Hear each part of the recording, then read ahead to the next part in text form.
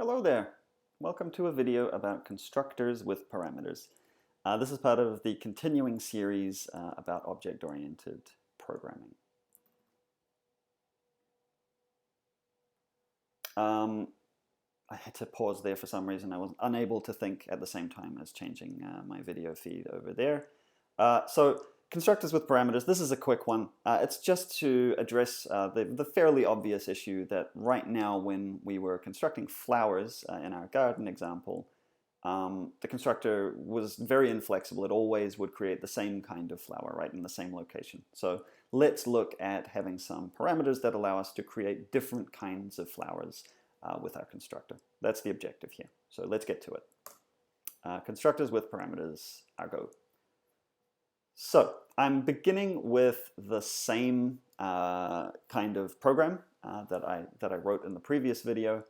Hopefully it's still the previous video. And that is used to create a bunch of new flower objects using the constructor of my flower class, putting them in an array, and then using the display method of those flowers to display them on the screen.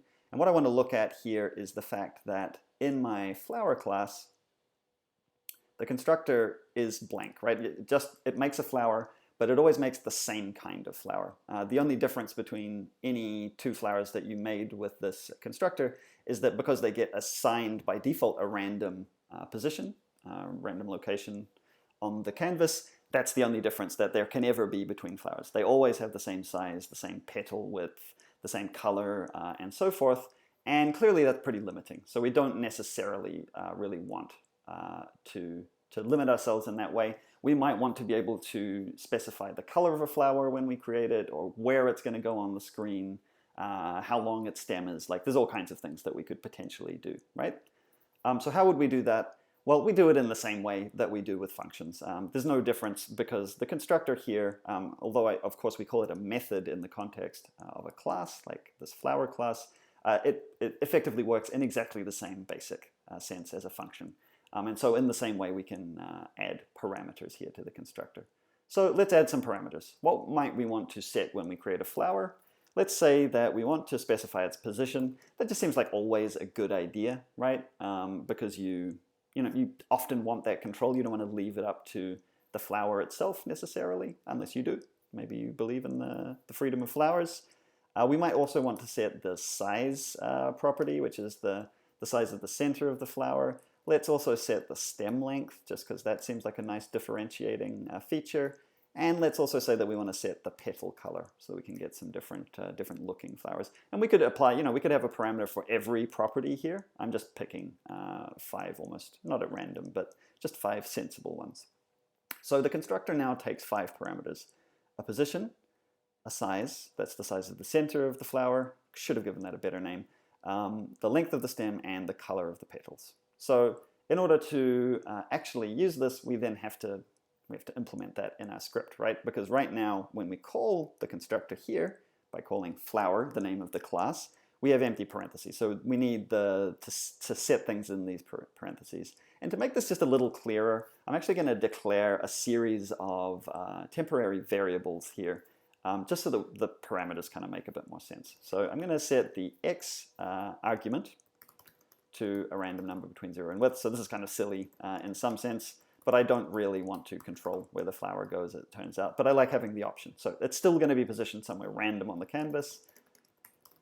I'm going to set size to be, this is just numbers at this point, right? So I don't know completely what to set these to. This is something to play around with. It's possible I should have better numbers, better work than just numbers like this, rather, better programming. And the stem length, again, I'll randomize these things just because that'll look like nature on the screen. And the petal color, I will also randomize. So I know that petal color is an object, right? So I can't, I have to create an object with an R, G, and B property. And again, I'll use random values. Because flowers should be sort of a bit brighter, I will give it the range 100 to 255, so I don't get really dark colors. I might be missing out on something awesome by doing that, but I think that this is sensible. Okay, so these are going to be all of my variables that I'm going to use as arguments. I'm setting them up here just for a bit of clarity, so that when I create a new flower and I'm specifying the arguments, I can say, use the value in the x variable, the y variable, the size variable, the stem length variable, and the petal color variable. And these have all been selected randomly based on up here. So the upshot of that is that if I go and look at my garden now, oh God, did I save? Oh no, something's gone weird. Let me just restart the server, just in case that was the culprit. No, okay, well let this be a lesson to me. What have I missed? And I'm realizing immediately as I think about this, I know what I've missed. This could happen to anyone. I will refuse to be embarrassed by this. But if we head back here and we think about what I did, I got excited. I think I got too excited. I added parameters to my constructor here, x, y, size, stem length, petal color, and I was like, yes, job done. I will now go and add them in the main script, which I did. When I ran the program, that didn't do anything. Why is that? Maybe you're shouting the answer at your screen right now. I hope so. It's because I didn't use these parameters in the constructor, so they basically do nothing, right? If I want the x and y to set the properties of my flower, I need to actually use them here, right? So this.x gets set to the x parameter. This.y gets set to the y parameter. This.size gets set to the size parameter. Same thing for stem length. And the other one was petal color, so I replaced this whole object here with just the petal color parameter here. If I don't do this, then those parameters are not acting on my code. So let's go look at that now. Much better. Kind of a jangly mess a little bit. What can I say? It just is. I've got some information in the too much information section of the previous video. This is getting a bit convoluted, but that talks about how you can change the order of display of the flowers so they kind of don't overlap each other in this silly looking way. But now you can see, at the very least, as I reload this a few times, we've got like flowers with different parameters, these different properties that are being set through the parameters, which is, I think, what we want. I'm also just going to, because it's offending me a little bit, I'm just going to reduce the number of flowers down to 50 in my garden. It's a little bit better. It's still busy, isn't it? 20 to, gosh, I shouldn't be getting obsessed, 30. Good. I mean, my dissatisfaction here is probably telling me something about improvements I could make to this program. It probably shouldn't be positioning flowers so close together or something. But I'm not going to do anything about that. Good grief. So there we go. So we've used parameters. We added them in just the way that you would expect, which is that when we call the constructor, which we do here, we want to be able to specify some specific elements of our flower. Generally, this will probably correspond to setting specific properties of the flower to the values provided. I split these out so that I specified the values that I was going to be using as variables first, just to make this line a little bit more readable. And then in my class over here, I needed to make sure that I list the parameters that it's expecting in the constructor inside the parentheses, and that I use those parameters here to set the relevant properties. And then the upshot of that is that I get variation, right? The flowers are no longer so similar to one another. They don't just go into different positions, but they also have different colors, different stem lengths, and different sizes. So it's a big win.